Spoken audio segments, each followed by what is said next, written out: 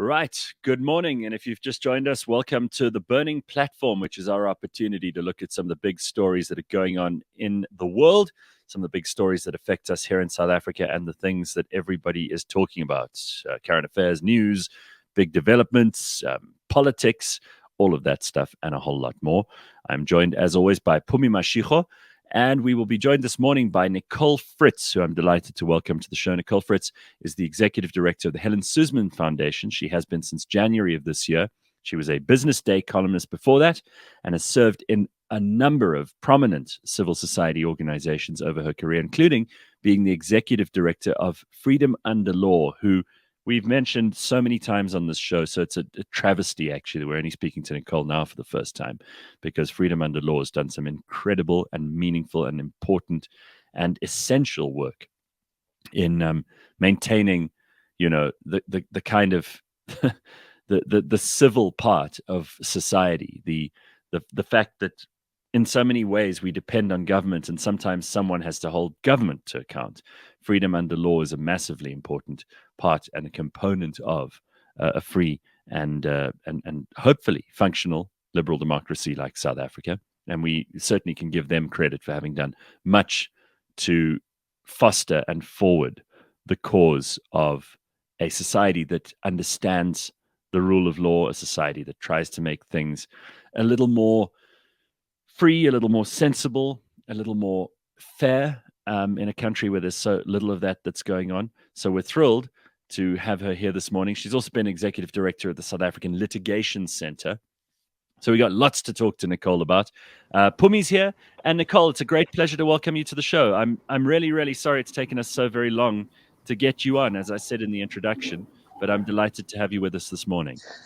No, thank you. Thank you so much for that incredibly generous introduction. It's very nice to be here. Thank you.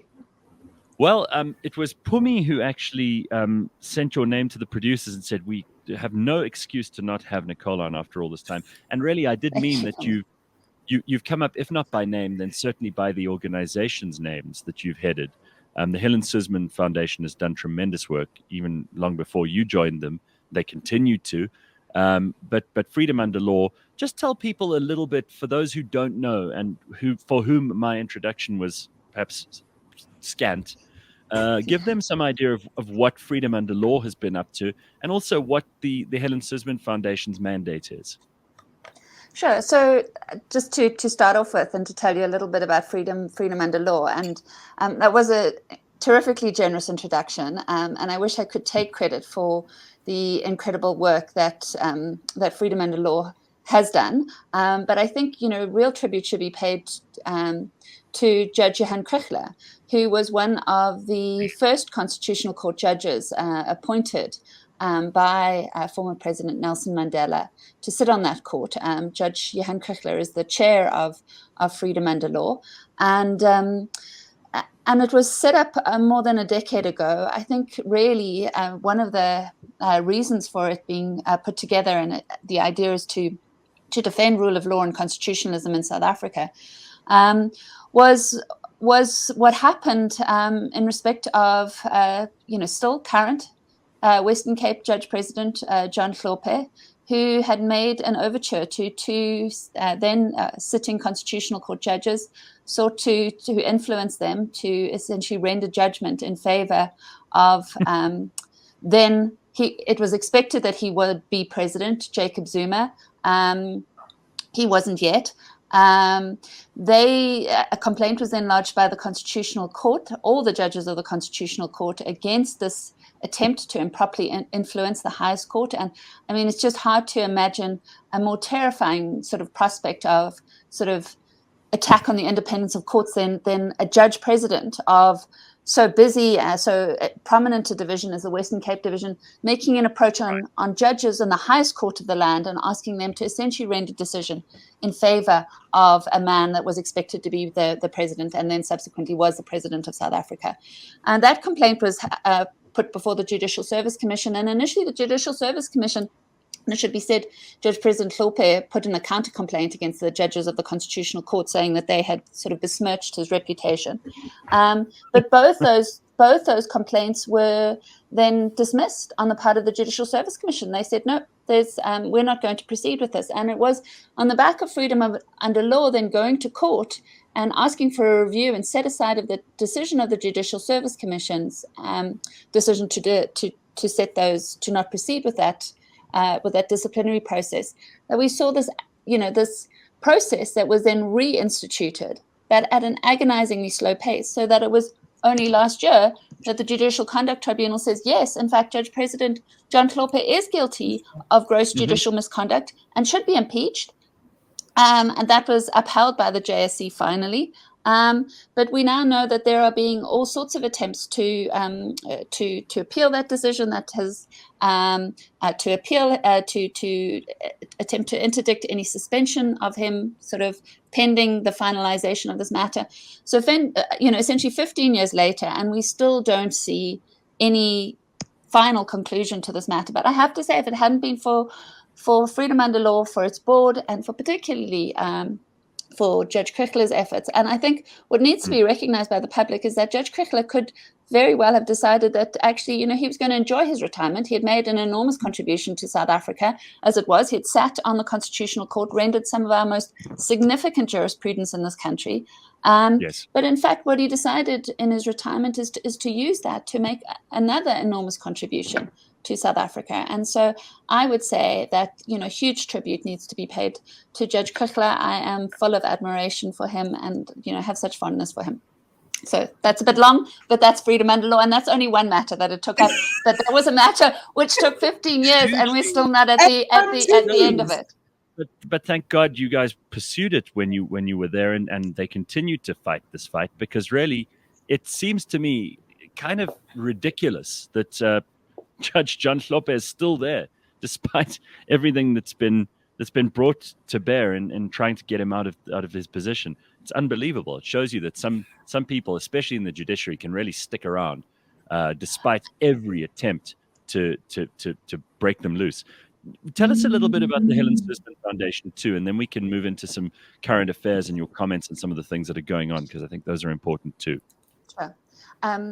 And thank you. I mean, the Helen Suzman Foundation obviously was a foundation that was established to try and honor the legacy of Helen Suzman, who for so many years was kind of a lone voice in the South African Parliament during apartheid, when it was a whites-only parliament, seeking to oppose the policies of the national government. So it was a single woman. They used to call her in Parliament the honourable member from Gauteng. And they wouldn't even call her by name. They wouldn't call her by name. Exactly. Yeah, that's quite right. And I mean, she was, in her time, first of all, to be a woman, and second of all, to have espoused the views that she did and to stand up for people who were just not being represented at all. I mean, she was unbelievable. She was a fire in her pen. Yeah, exactly. And it's quite a formidable sort of legacy to obviously try and live up to. I mean, she had members of parliament and cabinet ministers who would say, you're very lucky you're not my wife, because I would beat you. And that was the kind of, that would pass for sort of parliamentary decorum in the House then. So that was the kind of, that's the example, that's the legacy that we're trying to live up to. And it's about sort of protecting, strengthening, promoting a liberal constitutional democracy in South Africa. So really trying to shore up rule of law and constitutionalism with the intention that would better sort of promote the rights of all South Africans, right? We know our constitution is replete with a number of human rights that are protected in the Bill of Rights, to ensure that those are protected, those are given life and realized. And so that's very much what the mandate of the Helen Suzman Foundation is. As you've indicated, I've only taken over at the beginning of this year, so I haven't been there for very long. It has done a tremendous amount of work. As I said, it's got this legacy, this quite intimidating legacy to try and promote and uphold. And yeah, we're doing some exciting work. Sounds terrific. I'm really, really pleased that there are NGOs like these that are able to do this stuff. A lot of people are very nervous about NGOs because all over the world, there's some of them that do tremendous work, and there's some of them that are also quite nefarious and get involved in lobbying in ways that are very single issue, let's say. Obviously, in the case of both of these, I think they have they've earned the respect of so many South Africans for standing up for the things which I think we all consider to be really, really integral to a functional constitutional democracy. Do you agree, Pums? And I think the thing about it is that the single issue that they're focused on is really our constitutional democracy.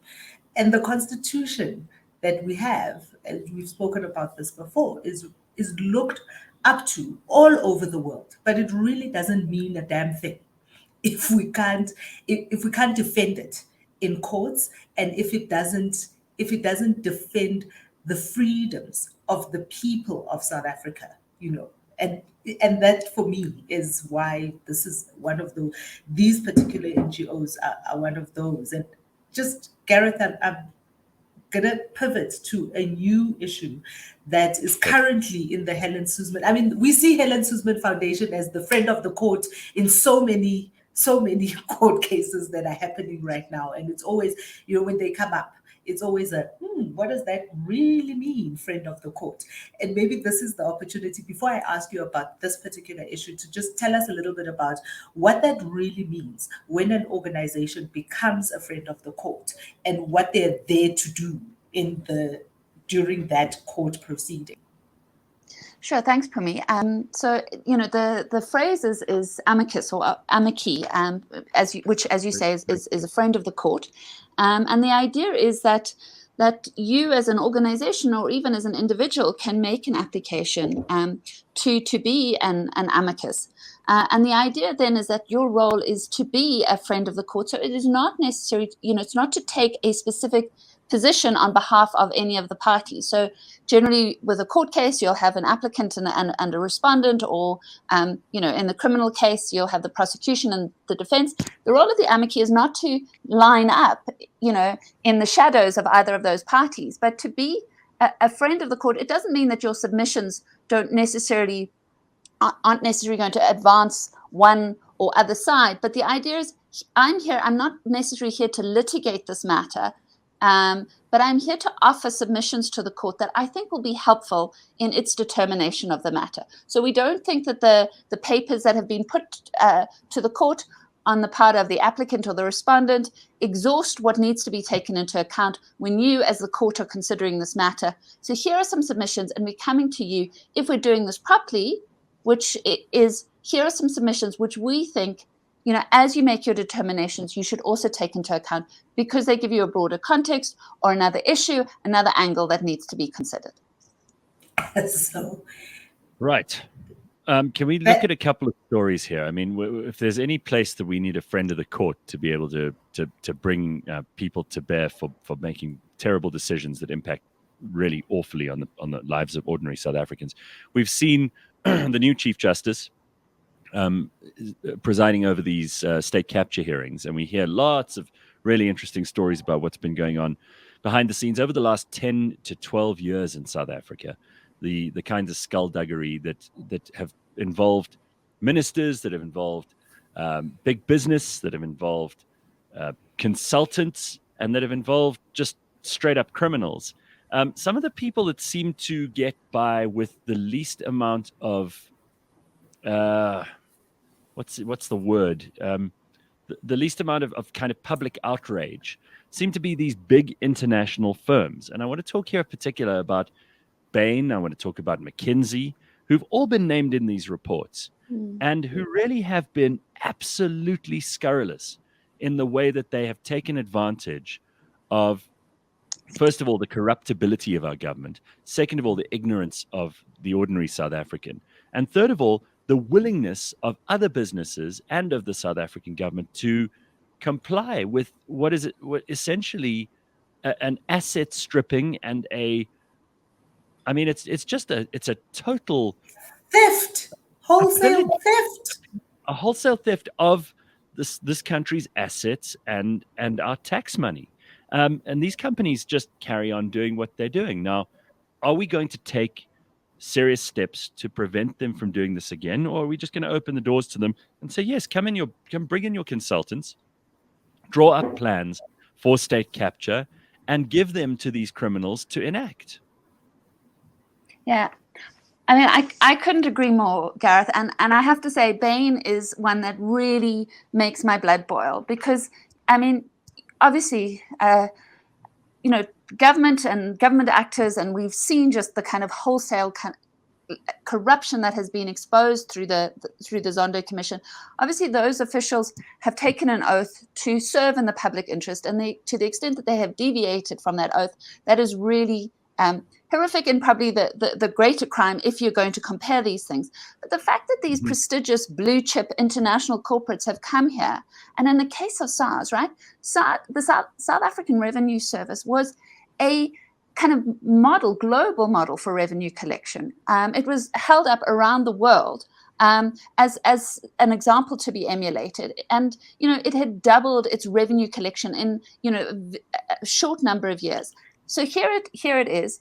And Bain comes and, before even Tom Moyane is announced as the new head of SARS, like a year in advance, they are privy to that information. They are essentially buying influence from this company, Amber Bright, who was close to Zuma. So they know that. And they start preparing, what is essentially a sham restructuring, because SARS doesn't need restructuring. When Tom Moyane is appointed, they then go in and essentially break SARS. They dismantle it. They strip it of its investigative capacity. So not only is there then the shortfall in revenue collection, but actually there is an acceleration of criminal activity because SARS's investigative capacities are then broken. And so you have this hollowed out organization, which is then sort of essentially handed back to South Africa. Millions and millions are charged in fees, to the benefit of Bain. And what's not understood is that in a developing constitution such as ourselves, right, if we are to realize on the promises of the constitution, and particularly socioeconomic rights, so rights to access healthcare, housing, education, all that depends really largely on our revenue collection. You incapacitate SARS and you essentially break our constitutional democracy. And this is what Bain does. And then Bain says, initially it's kind of denied, we've done nothing wrong. These were kind of maybe, kind of rogue apples in South Africa, but actually globally we didn't know, which is nonsense actually, because the global partners were absolutely integrated into the South African operations. And then they're like, oh, sorry, here are your fees back. But of course, if you are going to make good on the harm, they need to take into account that South Africa basically lost billions in revenue collection as a result of Bain's activities at SARS. And really, there has to be action taken, ideally at the hands of our authorities. It cannot be that Bain receives its stiffest penalties from the likes of the UK government, but you have to applaud what the UK government has just done. Jacob Rees-Mogg announcing that there's a 3-year ban on Bain, that it will not be receiving any work from the Cabinet Office for those 3 years. And that's as a result of the efforts of Lord Peter Hain and Athol Williams, the whistleblower, who has left South Africa because he has faced such danger. Exactly. And we are, I think a number of civil society organizations are looking at other foreign jurisdictions which have legal frameworks which might allow us to go after Bain. For instance, in the United States, in the Foreign Corrupt Practices Act, Bain is headquartered there. But as I said, really, we need to see action taken against these corporates here in South Africa because the harm has been most acutely felt here. Couldn't agree more. And it drives me crazy that we continue to rely on these companies and their reputations don't seem to be much tarnished by their really, really bad acting in a place like South Africa. They don't seem to be penalized for it internationally, except in this very rare case that you've just mentioned in the UK. All right, so we'll do what we can there. Let's just talk for a minute about something else that's quite controversial, is this basic income grant. Because we spoke a lot about this during the pandemic. Obviously, we realized people were stretched. There was a huge amount of urgency. We now see that they want to take that basic income grant up. They want to double it. Some people are complaining that that's not even enough. We need to give people 1,000 Rand a month as a basic income grant. Of course, all this money has to come from somewhere. So it's all good and well. And even for NGOs to start saying, well, you must make it this much, when we just don't have that much money. And you talked about SARS just a moment ago. I mean, South Africans are stretched to the point where even the commissioner of SARS, Edward Kisvet, is saying that there is a high likelihood that if they tinker too much with tax, that there may be some kind of a tax revolt, that already so many people who have lots and lots of money have sent it all overseas. And all you'll be doing is punishing hardworking middle-class South Africans if tax is fiddled with. So where is this money to come from? And it's all good and well to talk about this, but is it even a practical possibility in a place like this? Gareth, I recognize that, and I think that there's been lots of discussion, and obviously, very reputable, respectable entities are coming out and they're saying, I mean, Business Unity South Africa has just put out a report and they're saying, look, it really doesn't seem affordable for us, but if we are going to do it, here's how one might do it, and it's kind of a little bit of tinkering with that and personal income tax. But I have to say, I mean, the fact is, we're talking at the moment, it's 350 rand, right? That's and what they have done is increase the eligibility, and allow a larger number of South Africans to qualify for this 350 rand. Essentially, in order to qualify, you can't be earning more than the food poverty line, which is around, I think, 695 rand. But to get a grant of 350 rand, when we're talking that the food poverty line is around 695, means that if you are earning nothing, which large numbers of those recipients are, you're not getting enough to actually feed yourself, or and we're hearing these terrible stories, devastating stories about children having to eat sand essentially in the Eastern Cape and KwaZulu-Natal because they are so starving. We know what happened in July last year, and it's true that was absolutely kind of orchestrated and manipulated by political actors. But we also have a desperate population, right? And I think for all sorts of reasons, and if we take seriously our constitutional commitments, it must make us all ill to think of the huge number of kind of hunger and poverty in this country. And we talk about the social compact, I mean, and how we might sort of ensure that there is greater sort of social unity and cohesion. And the Institute for Economic Justice is coming out, I mean, it's done some sort of modeling, and some of those proposals are really incredibly interesting. So they're talking about what it might mean to impose a 1% tax hike on the wealthiest 1% of South Africans, and how much that would raise.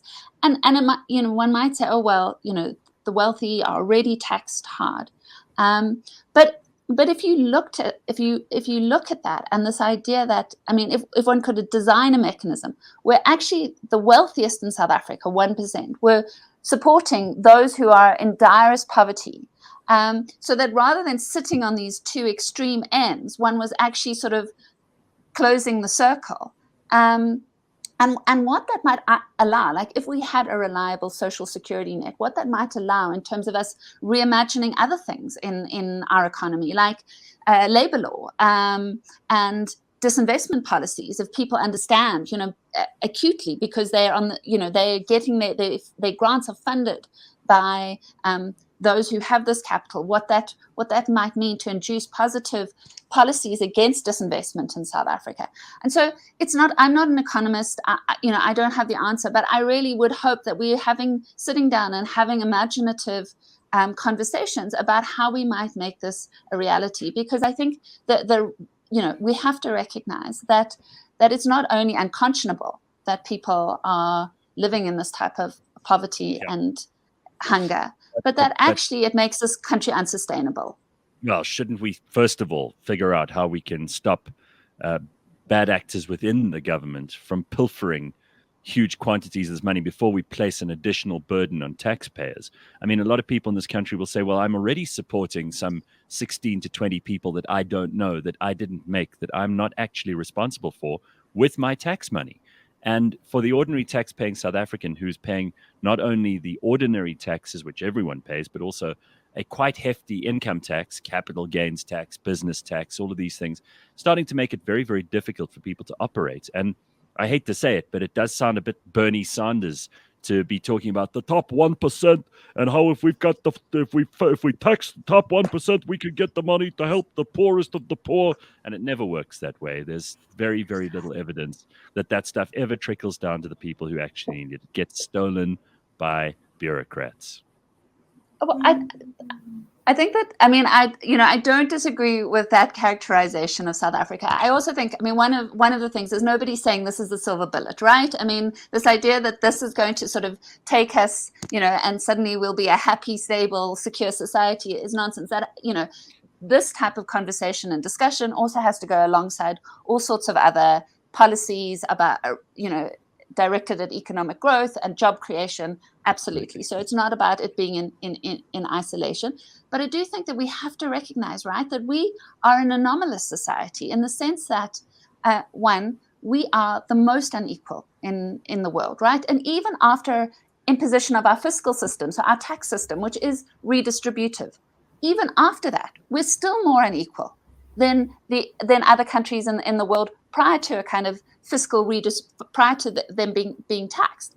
And so, it can't be, oh, well, it's not worked anywhere else. We have to look at a solution that is specific to South Africa. It does become ideological and it becomes almost like religious, this idea of we've got to address inequality. And we see governments all over the world trying to do this and failing because it requires social engineering of the kind that has led to nothing but ugliness and devastation where it's been employed. And I as much as I understand that people are upset by, and rightly so, unfairness, inequality, inequity, wherever they see it, nobody can help feeling sorry for people who have absolutely nothing, unless you're a complete psychopath. And nobody can help thinking, well, it seems completely inappropriate that someone should have 8 houses and 16 cars where, other people in the country have nothing to eat that night. But this obsession with inequality, and the Gini coefficient, which I think you tangentially refer to there, is the measure by which all of this is calculated. There are obviously lots of poor people and lots of rich people in every part of the world. And these arbitrary borders that we've drawn around our countries are a very bad way to formulate where and when and how people are adjudicated to be rich and poor. You could look at the Eastern Cape, for example, and you'd be hard-pressed to find anyone who's living a billionaire lifestyle over there. You could look in Gauteng, you'd probably find a few more. But this obsession with the extreme rich and the extreme poor kind of leaves all the people in the middle who are keeping the country going sitting with nothing to talk about because they're just victim of whatever tax system is employed if they're at the top, or they're victim of whatever government incapability of distributing that tax. They fall victim to that, on the other hand. It just doesn't seem to work. But also, I don't think it's that imaginative. When the conversations about the basic income grant are not very different to the conversations that were had all those many years ago by the squeezers of this world. And what failed, I think, in that system, and there's no way that we can look back and say, well, maybe the initial grant system did lift a lot of people out of poverty and did kind of grease the wheels for a lot of individuals to be able to move out of their poverty. But what we never had is a system that says, how do we take off these people from this reliability on this grant, right? And so if you don't have an exit system on the other side, is you simply just have lots and lots of people coming into the grant system and standing in the queue for grants, and never in any way on the other side saying, how do we get people out of the grant system? And I think one of the biggest flaws of the basic income grant conversation that we are having is really a conversation that is unimaginative, in that it says, on the one side, we're going to tax these people so that we can redistribute the tax on this side. But that's not very imaginative. There are many other ways in which to look at how do we lift people out of poverty? How do we move people out of the environment that they're in? And what does that look like? The reality is that we don't have the thinking, right? We don't have, and we spoke about thinking in the last hour. We were speaking about thinking and the research and the information that needs to go. We don't have the people. We don't have the people in Kisbeta to say, how do we fix SARS from where it is? We don't have the people in our ministerial positions to fix it, because they only see one lens, and their lens is an old lens with which they are looking at all of these things. And this is why we keep getting stuck in this malaise that we are in. You know, that's just my thing about the basic income grants. I think we're stuck with old thinking. It's not new, it's not imaginative, and it's not going to solve our problems. I would say, as I'd said, look, I mean, nobody, and certainly it's not the position of the foundation that this happen in isolation, right? It has to go alongside, job creation, stimulation of the economy. I mean, we're talking about a grant at the moment of 350 Rand, right? I mean, it doesn't even meet the food poverty line. It's not as if it's, that money, and the studies have been done. This is not a disincentive to actually join the job market if there is a job available to you. But the fact is, and I mean, I know it might be boring, but the fact that the reality of South Africa is that there are children who are going to bed malnourished. There are adults who are going to bed without food in their stomach. And the fact is that if we want a sustainable South Africa, we are going to have to address that. And we're going to have to show that the Constitution actually takes seriously the reality of those individuals' lives. And so it's not. Go ahead. No, just that the idea is that this is not something that is there in perpetuity. It's not something in place of job creation and economic stimulation policies, but it's there as a basic underlying social security net, which is essentially promised in our Constitution in terms of social assistance to those who need it. Well, I mean, we saw in America, and it's the most obvious example I can draw from recent history. During COVID, we saw the government literally writing checks to Americans of all kinds, and particularly poor Americans. And those amounts were not insignificant. They were high-level grants, and government didn't say you could do this or that or the other with your money. They just gave you the money, and it was paid into people's bank accounts, and it led to people sitting at home, quitting their jobs, and doing less. And that's obviously if you give them enough. If you give them too little, it does absolutely bugger all, because they're unable to actually fight the poverty which is keeping them in its tight clutches. And it makes it very, very difficult for those people to make themselves independent of government, even for that 350 Rand plus. I think it's just so undignified that our government thinks it's something to boast about, that we have 16 or 17 million people on 350 Rand a day. I think that's appalling. I think that is, it's a dereliction of duty of the highest order by government, that they've mismanaged the economy to the degree that many people are dependent on that little money, and the government considers it an achievement. It's outrageous. Sure. I mean, I think, again, there's much to agree with there. I mean, you see what the US economy is doing, the job creation numbers, right? I mean, so that there was a helping hand created, and there has been significant sort of economic growth and job creation, and in recent months in the United States. I think that you are right, and just to underline again, there's also huge amounts of inflation that's been created, and that is going to affect absolutely everybody, especially the poor. Yeah. But that's what happens when governments just print money and they hand it out to people. It's not a way to guarantee any kind of long-term prosperity for anyone. This whole it's not modern monetary theory. I mean, this is, if anything is disproven modern monetary theory, it is precisely this. Am I right? I mean, even from your days at the Business Day, when this was, remember when, what was his name? Thomas Piketty came out here to South Africa, and he was regaled as some kind of financial genius, and his ideas were considered to have been revolutionary and thoughtful, and academics all over the place were in high praise of his ideas. If anything has proven that modern monetary theory is an absolute disaster, it has to be that Janet Yellen herself the other day said, the woman who was, first of all, in charge of the Fed and was printing money, and who's now acknowledged that she just doesn't understand inflation. Those are her exact words. I didn't understand. This is the level of hypocrisy and stupidity that we get at the high end of the bureaucracy.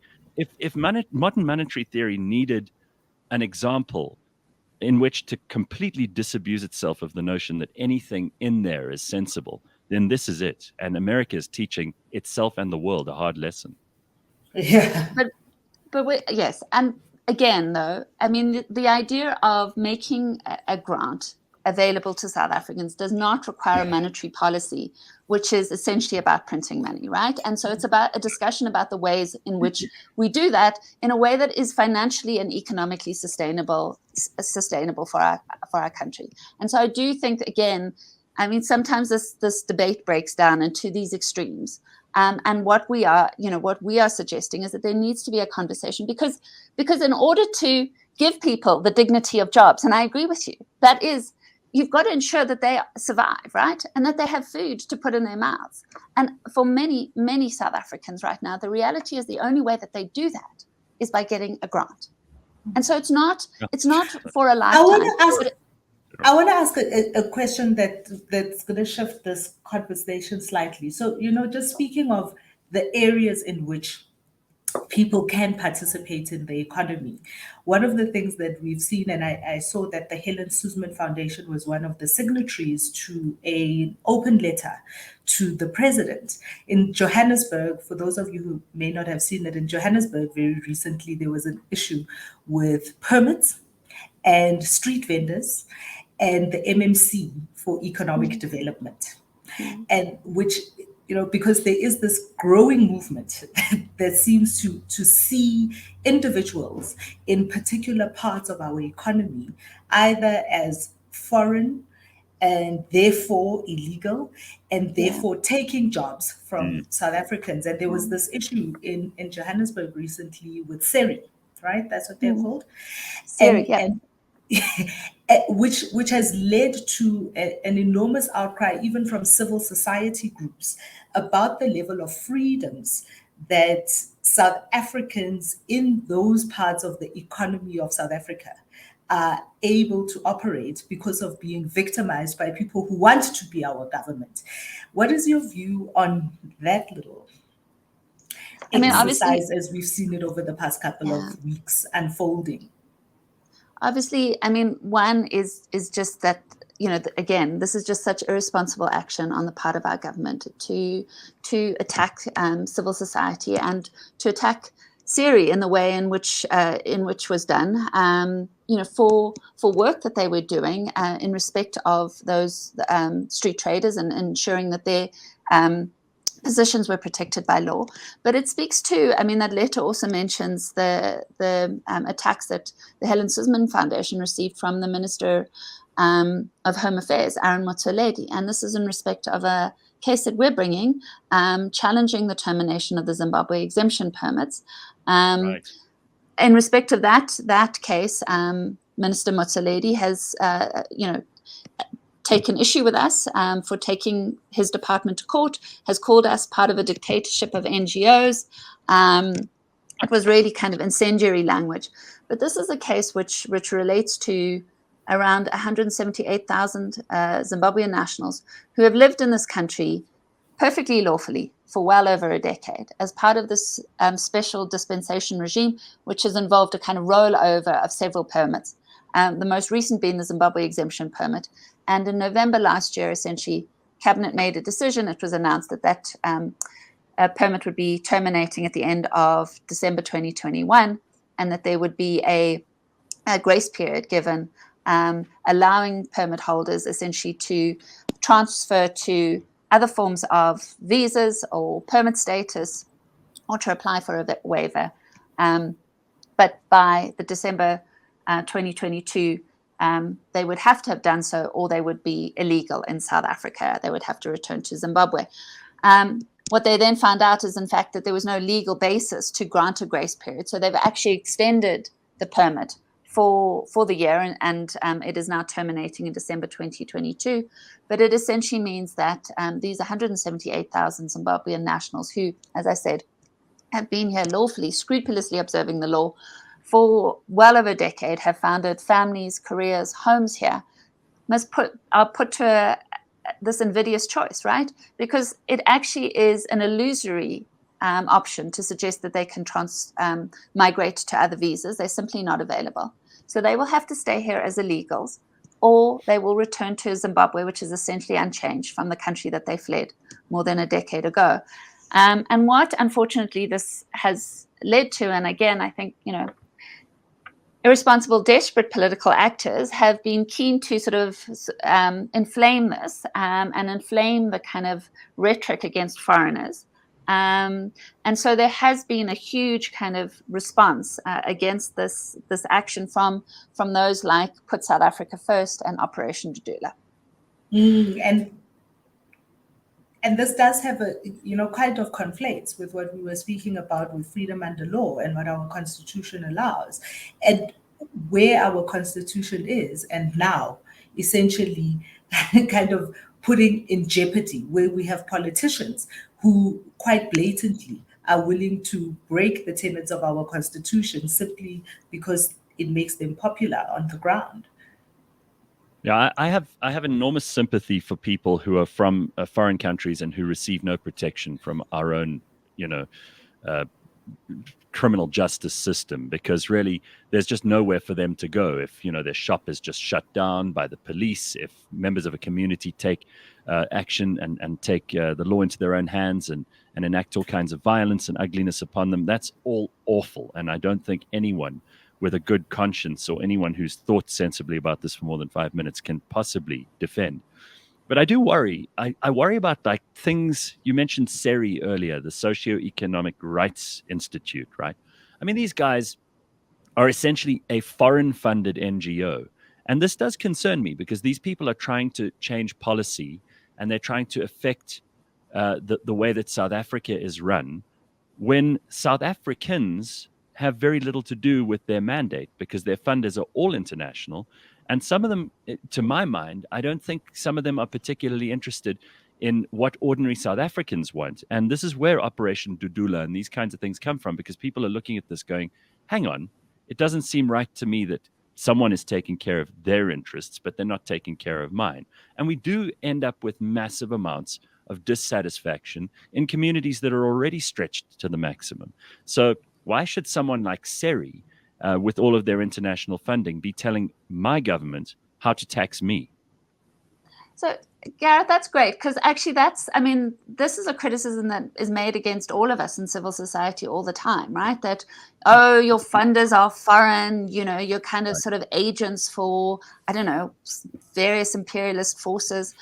I mean, that's not how NGOs work, right? I mean, the fact is, we are there. We do work in the nonprofit sphere. We rely, because we're not a commercial enterprise. We do rely on donors, and most of us, I mean, certainly, reputable organizations like SERI, we take donations from across the board. I mean, it would be great, and there are some really fantastic South African philanthropic donors who give money and do so generously, but actually it's a really limited slice. And then there are, international-based organizations, donor organizations who give money, and there are a large variety of them.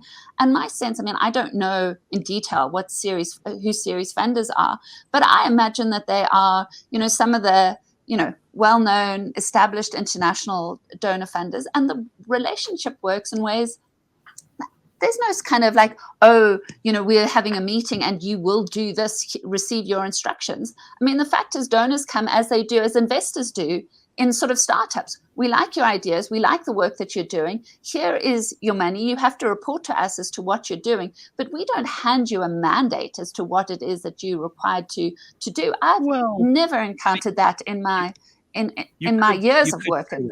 I suppose the biggest funder there is the Open Society initiative, Open Society International, which is clearly got a globalist bent and are into things like open borders and all the rest of it. So that does run counter to a lot of nationalist interests in South Africa, and particularly around people like Operation Dudula and people who are more interested in, if you are not from here and you are not complying with the law, then frankly, we don't care about your rights. And that's how they feel. I don't agree with that necessarily. But if that's true, if open borders are an important part of why certain organizations fund certain other organizations, then I think that should be something that the people of those countries are aware of. I mean, places like China, they don't allow I think any that NGOs from outside. They don't allow any funding from outside. Now, we don't want to end up like that because obviously and there's then a limit even in the States to what philanthropy is, what kind of and donations into, and for me, especially international. But also, Gareth, I just want let's to be say fair. this, Let's be fair. Like, so it's not always philanthropy either. Sometimes these are absolutely political interests, and political interest. I'm But not I going to get think that conspiratorial about imperial control from all over the world and all that stuff, which you rightly point out, Nicole, is mostly nonsense. But I do think there are a lot of very nefarious and dangerous competing interests out there, and but I sometimes the think ones that it is that have the most money win. disingenuous, Gareth, but I do think that it is disingenuous of Aaron Motsoaledi, who is a minister in our government, who has levers of power at his disposal, to then also hide behind this, oh, there's some nefarious, what they've got the power. He is, in fact, what he is doing is he is scapegoating foreign nationals and also the foreign donors of some of these organizations to hide away from the fact that he is running a department that is dysfunctional. It is his fault if his department is unable to process permits in a particular period of time. It is his fault if his department is unable to manage and kind of look at border control. It is his fault if his department is full of corruption, that individuals within his department are easily manipulated or can be bought to create documentation that for nefarious reasons. And he is unable to say, we have faulted here and we are going to fix it in this manner, in this amount of time. It is easier for him to say, yeah, there's an imperialistic kind of, there's somebody over there pulling the strings, and these strings are meant to make, and this is the problem with what we are seeing. Right. But I also think it is problematic when you have individuals who are supposedly vying for us as South Africans to vote for them, to take out the current government and put them in power. And they use the exact same excuses to scapegoat on, punching down, as it were. Give us your ideas of what it is that you are going to do differently. How are you going to fix this without making it somebody else? It's their fault. It's not our fault. Yeah, correct. Couldn't agree more. Yeah, Nicole? and I have to say I couldn't agree with you more either, Pumi, in respect of your characterization of that. And of course, I mean, the irony is that we know that the ANC is now opposing and seeking to move down the levels of by which it is required in terms of the new legislation to disclose its funders, right? So here is this thing, they're saying, oh, you sort of nefarious organizations funded by these skulky, shadowy forces, but actually we're sort of in Parliament going to be, sort of lobbying to amend this law that requires us to disclose our funders because we don't want to have to do that. Idiots. They are idiots because they allowed that law in the first place. No, really, when that was initially kind of like put on the books, I just thought to myself, what the fuck would I agree to this for if you're the ANC and you are the party in power? Why would you agree to this? But because they agreed to that, Gareth, and we spoke about this a couple of weeks ago, what we now have access to is we actually have access to see who are these big corporates that are keeping the ANC and the EFF and the DA kind of in largesse. And the fact that it is the same people across the board. So the same people that give money to the EFF, give money to the ANC, give money to the DA. And so it's interesting and important for us all to also understand what then is the difference between all of these people on the other side, right? People think that the 350 Rand grant is what keeps the ANC in power, but actually it is not the 350 Rand grant that keeps the ANC in power. It is the big businesses like the Bains down the line who create the opportunity for them to be able to capture, but also the 66 million. This is I think in the past 6 months, this is what the IEC have have put out as monies that have been given to the various parties. I think the ANC got 66 million donations. That 66 million is what they use to run their conferences. It's what they use to run the ads. It's what they use to make the T-shirts that keep them top of mind for the people who do show up to vote. Okay, couldn't agree. Yeah, no, that's spot on. So go ahead. No, just to say, I mean, look, I think one of the things that you said out, Gareth, which, you know, is the hard reality, right? I mean, sometimes we present these things as kind of binary choices. They don't necessarily, that's not how they actually present themselves, but sometimes we do have to make choices. The fact is South Africa is experiencing all sorts of enormous demands, and you know, as our discussion in respect to the big revealed, it's not necessarily doing a good enough job in sort of responding to the needs of those who are poorest and most vulnerable here in this country. And so I get that people are going to be concerned that, you know, here are these organizations lobbying, protecting for foreign nationals. But I think what has to be recalled is we're making this decision in respect to the Zimbabwean exemption permit. We're talking about 178,000 individuals who've been here lawfully. They're a different category from those who've come into South Africa, foreign nationals, and who are here, you know, illegally and undocumented. In order to live here, they have had to scrupulously adhere to the law. We're making this decision without having taken into account any of the data, right? When we made the decision to give them these visas, these permits, it was on the basis that it was in the interests of South Africa to track and record these persons coming into South Africa's economy. That you know, in 2007, 2008, when so many Zimbabweans fled the political crisis in Zimbabwe and came into South Africa, that they were overwhelming our reception, our asylum refugee reception centers. Why suddenly, you know, we're now saying, okay, well, you can go and apply for these other visas when in 2007, 2008, we took a very different decision. There's no data suggesting that by expelling these 178,000 people, that will be a net positive effect for South Africa, for our economy. I mean, we have no idea to what extent these people actually employ South Africans, that they contribute through paying rents. And I'm fairly sure that it would be extremely deleterious to us. I don't think it would be good for our economy, because I do see these people opening up shops where no one else is prepared to open up shops, doing work that no one else is prepared to do, very often with skills and qualifications and abilities that we don't have ourselves. So I don't think that I'm not on the other side of this argument from you. I think there are lots of these people who are making a huge contribution to the economy. Yeah, and I think it comes back to Pumi's point, right? And certainly if you are going to make a decision, and I mean the amounts of, you know, kind of letters and messages that we're getting from individuals. So for instance, you know, a young man with a young family who wrote to me, he came here, he was initially a laborer. He's now started a small business, employs several South Africans, as I said, has 2 children, also suffering from a chronic illness, right? He has to go back to Zimbabwe. He's not going to be able to get the medication that allows him to survive on a day-to-day basis. So it's literally a death sentence. He won't have employment in Zimbabwe. There's no job waiting for him. He will have to abandon his business here, and it will be a literal death sentence for this particular individual. But there are so many circumstances. So many individuals who have just as desperate circumstances. And I think for us to make a decision, as we've done, without any consultation, without any thinking, without any planning, must be, I think, frightening for all of us South Africans. Because if this group of individuals can have their lives tossed to the wind in the way that they are being by the South African government, I think it places all of us in jeopardy. And I think that is a reason that all of us South Africans should be concerned.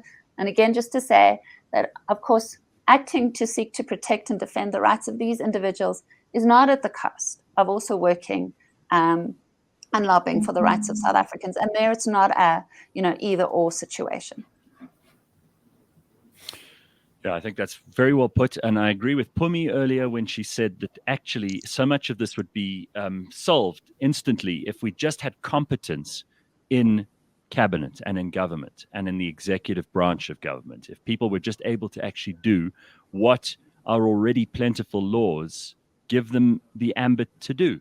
If we were just applying that law rightly and fairly across the board and giving people the chance to actually be here legally, to participate in the economy properly, and to pay their taxes like anyone else, I don't think anyone would have the kind of grievance that they have in so many parts of South Africa against these foreign nationals. But we do have to sort it out, because it's not going away anytime soon, and it's probably going to boil over into violence again. It has before, and that should be avoided at all costs. I think most South Africans who care about the stability and the future of not only our economy but our society, I think want people to try to, wherever possible, solve these problems peacefully. And we're not going to be able to if we don't deal with the root cause. All right. Well, a good place to end it. I think it's a good place to end it. It's a good place to end it. It's also, we're out of time, and really, Nicole, it's been such a pleasure to have you here. First of all, to explain some of the work that the Helen Suzman Foundation does, the stuff that you and so many others have done at Freedom Under Law. It's terrific that there are NGOs that are more than pulling their weight in a society where so often other more important players are not pulling their weight. It's good to see that there is a solid civil society. And I wish you only the best going forward. I hope that many more South Africans can contribute to that in time, in resources, in money, and in attention, so that the good messages get out there and the right stuff continues to percolate towards the top. Thank you for your hard work. It's good to have you on. Thanks, Gareth. Thanks, Pumi. It was lovely to join you. Thanks so much. It was good to see you. Bye-bye. We didn't do an ad for her. How do people get it? Just before you go, how do people get in touch? How do people support you? How do people help? How do people become friends of the Helen Suzman Foundation? So if you go on the website, there are tabs saying sort of contact, donate, become a friend. So go on the website, particularly if you are friendly and wanting to support. If you're wanting to sort of beat me up because of our support for, the Zimbabwe exemption permits, let me assure you, I get enough of those messages. So by all means, we need counter messages. Exactly. If you want to come be a friend and support us, get in touch. Otherwise, I'm not sure how you get in touch with us. Otherwise, there's no way we can't help you. Yeah. All right. Exactly. Thank you so much. All right. Terrific stuff. Thanks, Bye. Booms. We will see you next week. Cheers, everybody. Have an excellent Thursday. Bye-bye.